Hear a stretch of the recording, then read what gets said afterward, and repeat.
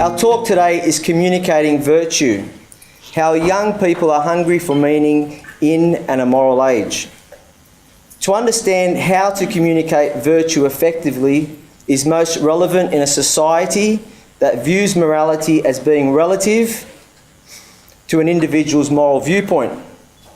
It is also most practical where people like ourselves are involved in the formation of young people and where the instilling of a sense of moral integrity is fundamental. I would ask, in what better way can we contribute to the building up of a society which respects and upholds the rights of the human person than by communicating a proper understanding of virtue in a world that often forgets what true virtue is? This evening, I have the great pleasure of introducing to you a wonderful speaker in the person of Miranda Devine. Miranda, a well-known media personality to many of us here, is an extremely experienced journalist and social commentator who has, over the past 20 years, worked with leading news publications in Australia and abroad, including the Sydney Morning Herald, the Sunday Times in London, and the Boston Herald in Boston. Before earning her Masters of Science in Journalism, Miranda started her academic life as a Bachelor of Science in Mathematics, while interestingly, a CSIRO trainee in the Textile Physics Department. At present, Miranda works as a syndicated opinion columnist with the Daily Telegraph. She's a weekly commentator on Channel 9's Today Show, and if this isn't enough, she also hosts the aptly named Miranda Devine Show on radio stations 2GB and 2CC. In her spare time, Miranda sits on the board of Aid to the Church of Need, the Catholic Weekly, and she is also an Honorary Fellow of St John's College and of Campion College. I present to you now Miranda Devine, and I invite her to share with us some advice on how to communicate virtue to our young people. Thank you.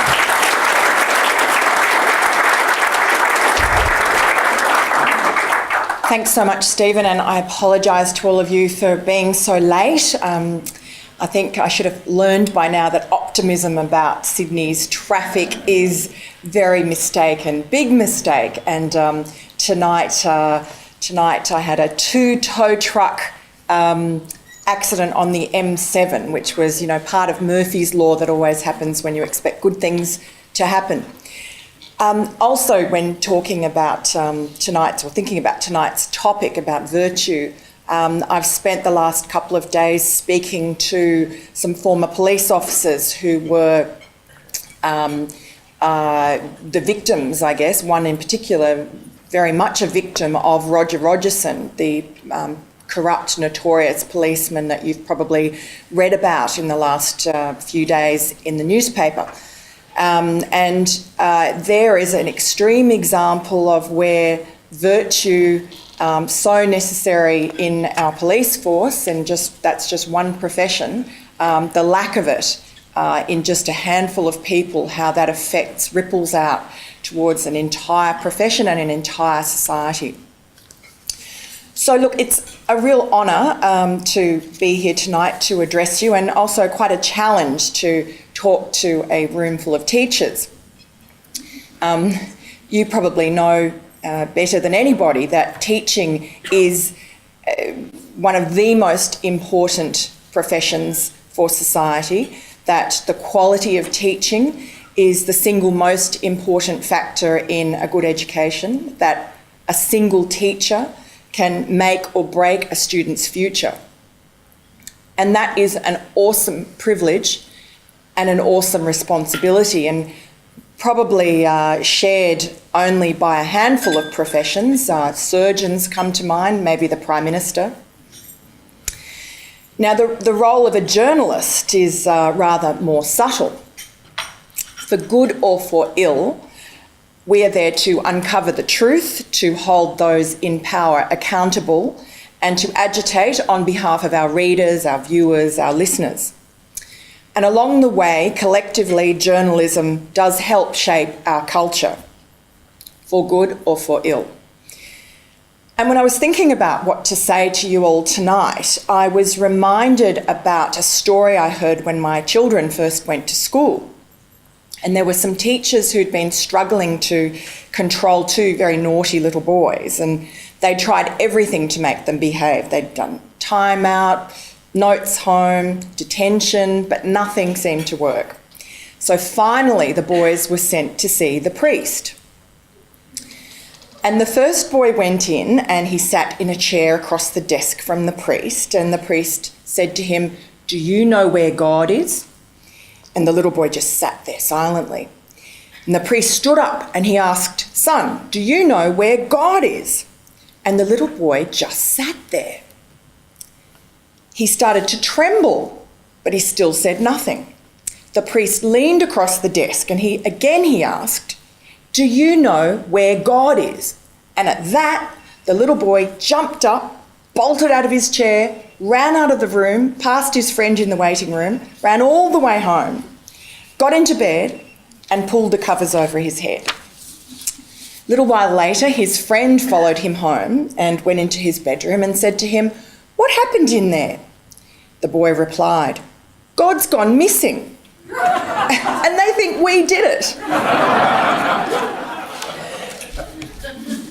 Now, God goes missing a fair bit these days, and he's not often seen in the media in particular.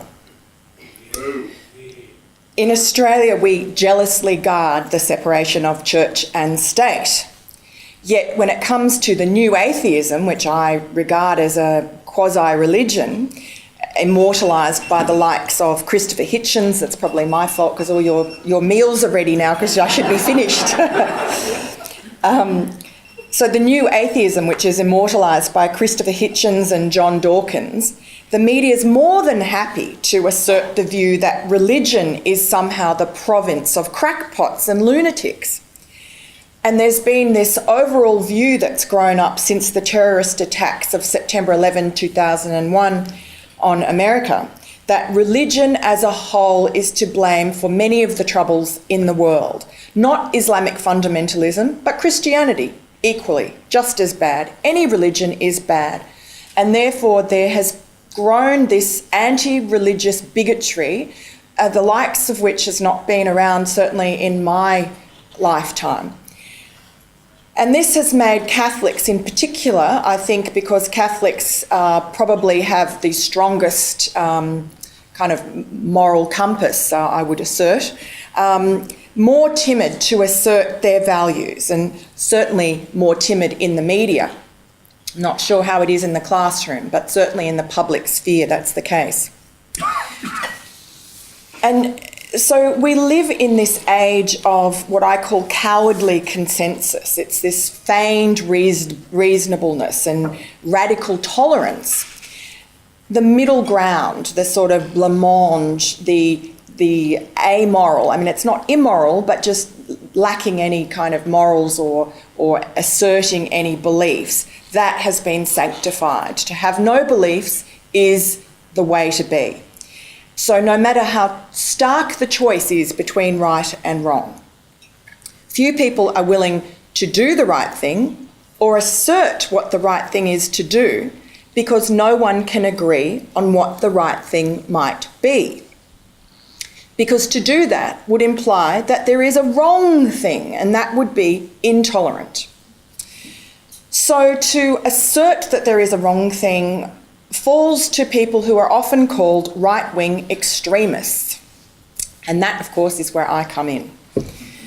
I'm a columnist for the Daily and Sunday Telegraphs here in Sydney, as Steve told you, and my columns are published around the country in other News Corp papers. There's also the radio show on 2GB and regular television spots. So all of these jobs require me to have an opinion and to have a strong opinion on whatever topic might be of interest. Often and usually a controversial topic that raises people's passions. And this often makes people very angry with me, and particularly if it's about a topic such as gay marriage or abortion or euthanasia or the raunch culture, feminism. My point of view is not really all that strange, though. It reflects, I would say, what is still a majority opinion in Australia, but in the media it is a very rare beast. I am a Catholic, a practising Catholic, and I have a conservative point of view. So in other words, I believe, as the great British philosopher Roger Scruton puts it, in preserving what is good in Western civilisation, not destroying it. I believe that the family is the core institution of society, which allows generations to pass moral knowledge to the young. And training virtue and transmitting culture is also the role of educational institutions, as Ryan Messmore, the president of Campion College, says so eloquently, and I think he spoke to you recently here. I believe in the free market, but I know, as Pope John Paul II put it, that democracy and the markets are not just like machines that work by themselves. They need people to make them work, and only people with certain virtues and habits, self-discipline, an ability to work cooperatively with others, a willingness to defer gratification, to be honest, to have respect for others, only people who have those virtues can actually make a free market work. But those virtues are becoming rare in our Western culture of secular, as in no religion, utilitarianism, which is whatever makes the most people happy. And that, of course, is what popular culture is all about. And so that brings us to Generation Y, which is the topic of this talk, communicating virtue, how young people are hungry for meaning in a secular age, an amoral age. So just looking around the room, I see there are a lot of Generation Ys here, and otherwise the people in this room seem to be, like me, parents or teachers of Generation Y and Generation X. I think the verdict is still out on Generation X. But Generation Y certainly gets a very bad rap, and I guess in that way it's pretty much like every generation does get a bad rap from its elders as it emerges into adulthood. And Generation Y have, of course, come of age in challenging circumstances. They're also known as millennials, echo boomers, and the net generation. They are the ones born between 1981 and 2000, although people disagree about the margins, but that's roughly what it is. They're now aged between about 14 and 33. They're often dismissed as apathetic, ignorant and selfish. And Time magazine last year ran a cover story which was titled The Me, Me, Me Generation. And the subtitle was Millennials are lazy, entitled narcissists who still live with their parents. They've been called, obviously some people here relate to that. They've been called the most threatening and also the most exciting generation. They grew up in the self-esteem age, and of course we didn't realise that self-esteem was a result, not a cause. So yes, Generation Y scores high on narcissism. Thanks to social media, they spend more of their time interacting with their peers than may be healthy. Their constant involvement with screens means that some Gen Ys do score low on empathy. And you just have to look at the shooter in Santa Barbara during the week, Elliot Rodger, and he seems to embody the worst of any label that has ever been placed on Generation Y. But of course, every generation has its psychopaths, and each is unique to his or her era. All in all, the verdict on Generation Y seems to be that they are lazy, entitled, shallow, self-engrossed, terrible, terrible people. The truth, in my view, is that they are anything but. Generation Y is a generation I admire very much. They are said to be the most globally aware, the most rational, technologically savvy generation ever, sometimes described as the overachieving, overscheduled generation. But they were lucky to be born at a time when children and family were back in fashion for the first time in a couple of generations, and they were cherished. They've been derided as conservative by baby boomers, but they are also the South Park and the Simpsons generation. They're sceptical about ideological extremism of any kind, and ready to poke fun at holy cows of political correctness. Generation Y is the generation that has borne the burden of the last decade of wars on foreign soil. They are street smart and resilient. They are unique in their willingness to volunteer their time and energy to help others. Generation Y has been called a generation of institution builders, the civic-minded heroes ready to replenish the moral capital that has been squandered by previous generations. Ready to reject moral relativism, that, in the words of John Paul II's biographer George Weigel, threatens humanity's great democratic project. Weigel once said that Generation Y have a willingness to see the nobility of life, not simply the utility of life. Many of their generation are products of broken families and hunger for a firm idea of right and wrong that is denied to them in the culture. They were the first teenagers not to rebel. Now, one theory is that maybe that's because they don't respect authority, so they don't resent it. But they do seem instinctively to know that the do whatever you want culture spawned by the 1960s social revolution of the baby boomers generation is lethal to the cause of freedom. Because, as Weigel said, real freedom is not about doing whatever you want, it is the freedom to do what you ought to do what is right. But to do what is right, Generation Y needs teachers, parents, and indeed journalists who are courageous enough or simply have the moral virtues they already know, or are simply just pig-headed enough to tell them right from wrong. They need people in the public square, they need people in the private sphere, they need people in the classroom to stand up and tell them what is right and what is wrong, and not to be afraid. And then for Generation Y, it's up to them. Thank you.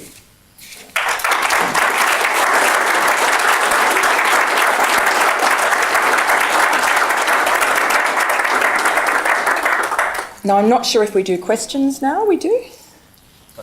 Yeah, sure. You finish at a time when I just chuck the mint in my mouth. So just jamming up the side there.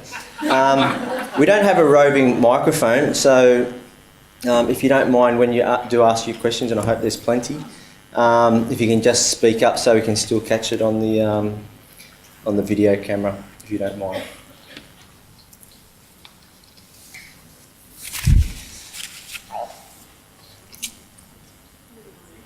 Hello, yes.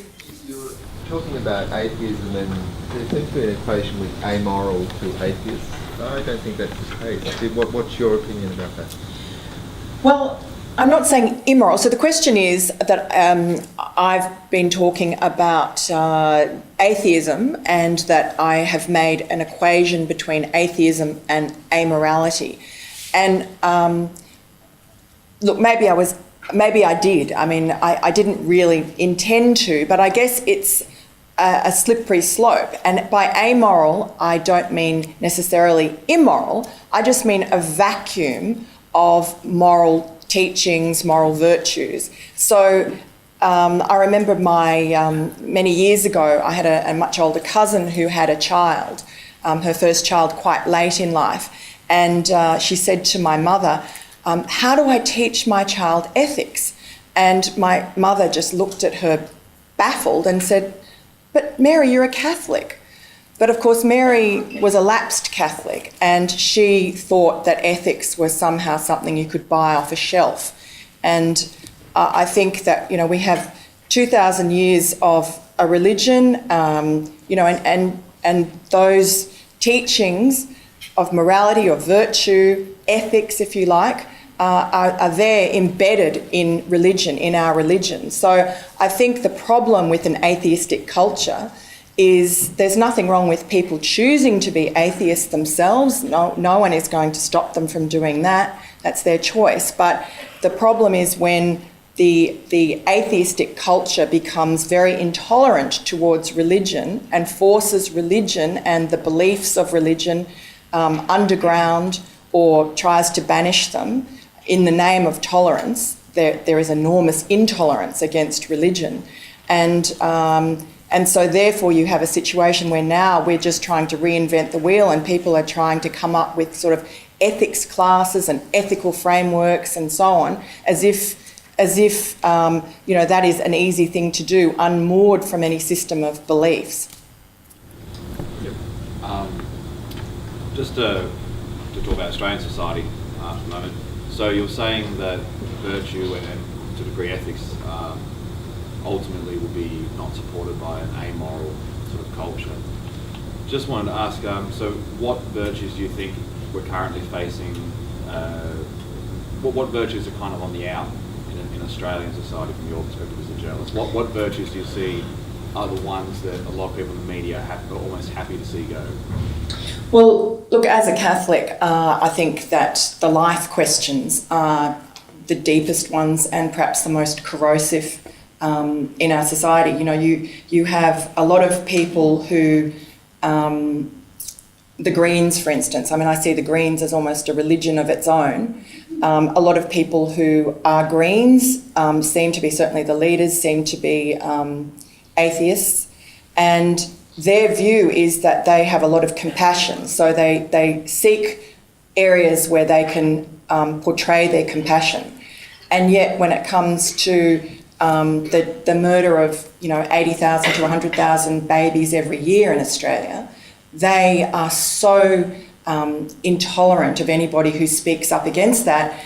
I remember when Tony Abbott, when he was health minister under the Howard government, made what was really quite a mild speech in which he said that was the 80,000 babies being killed in abortion every year was a great tragedy, and he said it would be good if we could talk about that. And as health minister, all he did was raise the topic, and then the only other thing he did was to make sure that there was an alternative for young women who found themselves pregnant, because really there is no choice. There's all this talk by ardent feminists, most of whom are in the media, most women in the media are that, about choice. But in fact, they give young women no choice. They don't have a choice. It's abortion, and anything else they might choose to do, keep the child or adopt the child out, God forbid, are seen as, crackpot crazy, lunatic, fundamentalist, religious sort of ideas. And so a friend of mine, Melinda Tankard-Reist, wrote a very good book a little while ago calling Giving Sorrow Words, in which she interviewed a number of young women who had had abortions, because that was what you did when you got pregnant and you didn't want to be pregnant, and they were suffering the consequences afterwards, feeling guilty, even though they had never thought abortion was wrong, various psychological problems that they had. And I know myself from friends of mine who, always thought that abortion was kind of a more difficult maybe form of birth control. And one of my friends who was very flippant about this finally said to me, fell pregnant and ended up getting married to the father. And I said to her, what happened? Another accidental pregnancy. And she said, I couldn't do it anymore. So that there's, an existential, there is a deep wrong that abortion is. And it doesn't matter what your beliefs are, it's still wrong. And so I think that that's something that has been completely stamped out of the public conversation. It is so taboo to talk about abortion. I'm careful about the way I frame any columns on abortion, because you are very quickly marginalised and thrown into a basket as some crazy Catholic journalist who's driven by Rome. It's the same with euthanasia. It's the same with gay marriage. To actually try and assert the ideal of marriage being a man and a woman, and that's the best way to bring up children, to even say that, and to at the same time say that you're not casting aspersions on anybody who is in a gay relationship, or even anyone in a gay relationship who's bringing up children and who might be doing a terrific job. Doesn't matter what you say. If you are against gay marriage, you are evil, and you are to be stamped out if you're in the public sphere. And I think people have become very scared about asserting those kind of life and family issues, and pretty much the only people left in that sphere is the Catholic Church. And one of the reasons I think that the Catholic Church, obviously the Catholic Church has, a lot of evils in its that it has to atone for in terms of the child sexual abuse scandals, and obviously pedophiles have targeted institutions like the Catholic Church where they can hide and have access to children. And the Catholic Church was naive and in some cases perhaps bad about the way they handled that through the generations. But I think that one of the reasons the Catholic Church is being targeted over and above other institutions which have also been targeted and are equally culpable when it comes to pedophilia is because the Catholic Church is seen as about the only institution left that is still willing to put its head above the parapet and assert those life issues and those family issues. So I think those are the most important, and all the other ones I think flow from that.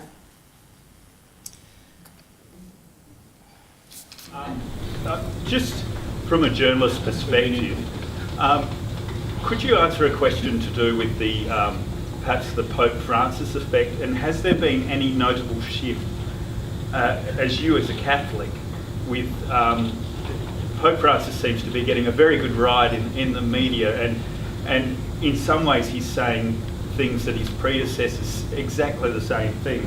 And I point out one particular comment where he said, "There is no peace without truth," which was a comment that Pope Francis made, which was harping back to Benedict's dictatorship of relativism. So essentially the same sort of stuff. But has there been a shift towards you because of Pope Francis in your role? I don't think that, but I do agree with you. It's just remarkable how the mainstream media has fallen in love with Pope Francis, and that, I think, tells you just really how brilliant Pope Francis is. A lot of the media's approval of Pope Francis, of course, worldwide, is based on a negative. It's because they see him as repudiating his predecessors, Benedict and John Paul II. So they hope and they believe in the things that he says, that is the case, and that he's resetting the Catholic Church and he's going to go soft on the Catholic Church teachings. But of course, what the brilliance of Pope Francis is that he has just said and realised that these sort of culture wars that the Catholic Church has been involved in, pretty much since Pope John Paul II's papacy, really have run their course. They've become counterproductive. There's been a lot of division among Catholics, within Catholics, between people who are, I guess, the new Matilda crowd and more conservative Catholics, and that's destructive. And I know priests who just lamented the fact they thought that the church was going to go in a particular direction in the 60s. They're baby boomers, and they were just terribly distraught about Pope John Paul II and Benedict. But what Francis has done is reading what his interviews he's given and speeches he's given, what he said is that sort of culture war thing is really part of kind of the material world, and what he's trying to get people back talking about is the Gospels and Jesus' love, because without that as the precondition, none of the other life issues or any of the other issues can be understood. And I think he's just resetting the whole Christian conversation back to basics. And for that, I think he's very courageous and very clever and just very, it's just inspired to do that. And it'll be interesting to see where it goes and whether he manages to keep the world's media loving him. But I think some of the other aspects of his persona, which are very genuine. I mean, the fact that he lives with the poor and so on, that certainly appeals to this sort of anti-materialistic era that we're in. Stephen's just given us the nod. I think Miranda, this might be the last question. Can I just firstly thank you? It's not often we hear such a bright, vivacious voice in an age where we're not really encouraged to speak our mind. I think as Catholics we've become somewhat apologists. You mentioned euthanasia, pro-life, things we've gone very quiet on. And I know it's in the context of child sexual abuse controversies. Many of us Catholics don't wear our Catholicity publicly. I know that's a generalisation. I apologise, Sister Patty. What advice can you give us, Miranda? And I admire your courage. You have a public persona. What advice do you give us as Catholic teachers? How should we pronounce our Catholicity? Look, I'm with you there as well, because to be too heavily identified as a Catholic in the media or anywhere else is for a lot of people, the kind of vast majority, the public conversation in Australia is to be marginalised. And so people who are sort of medium Catholics, Catholic light, are tolerated. And, you know, even Philip Adams, I remember, was very supportive of some Catholic nuns that he knew, because they were, I think this was during the Howard era, because they were working against the Howard government on, refugee policy, or on the boats policy. And so, of course, you know, looking after refugees is one of the things that Catholics do, but that is something, that is one of the only things that's sanctioned by the left, or the Philip Adams of the world, because it also serves the purpose of, damaging a Conservative government that's trying to get control of the borders. So, look, I don't really have any great answers for you, because I struggle with it myself. But I guess you want to be able to, for your charges, just be quite unabashedly Catholic, and to say, look, these are the teachings of the Catholic Church. And obviously in life we all fall short, but the wonderful thing about being a Catholic is you can always go to confession.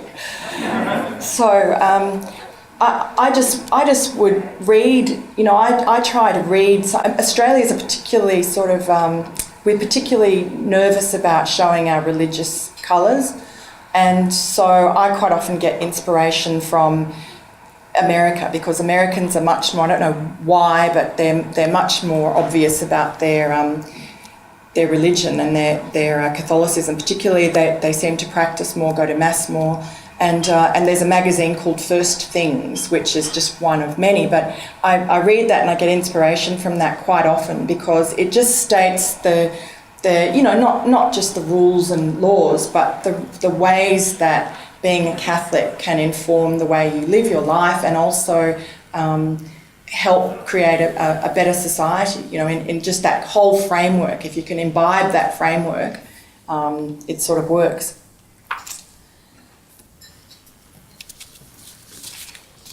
And of course, Campion College is brilliant. So anything you can have to do with Campion College, whether you get their professors out to talk to you or encourage your kids to go there, that's a great one. Miranda Devine, thank you very much.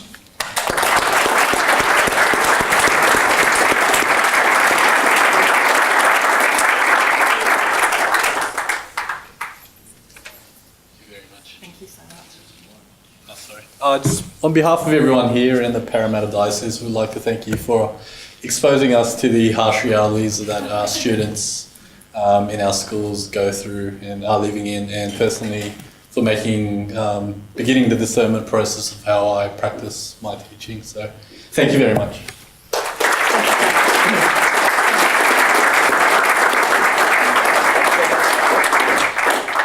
I think topics like this are always going to bring about vigorous debate, and thank God that there is a forum where we can have these type of discussions. And I really do want to thank Miranda for having the courage to say the things that a lot of us maybe don't say. And you mentioned something that Bishop Anthony mentions, Catholicity light. And Bishop Anthony speaks about full cream Catholicism. And if anything, I think you presented some form of an examination of conscience for us. You know, what is it that we put out there? You know, what do we show to be a virtuous life to our students? Because they're looking up at us. They're saying, you know, what's Sir, what's Miss doing? You know, what are my parents doing? And, you know, we've got to be very aware that these students, these young people are looking at what we're doing. So, you know, if we're going to put out a life of virtue, you know, who are we going to model our own lives on? And that's Jesus Christ. So it comes down to, if we're going to be Christians, we have to know what is it that Jesus would do, how would Jesus approach a situation. And I think in talking about Pope Francis, that's what Pope Francis is saying to us.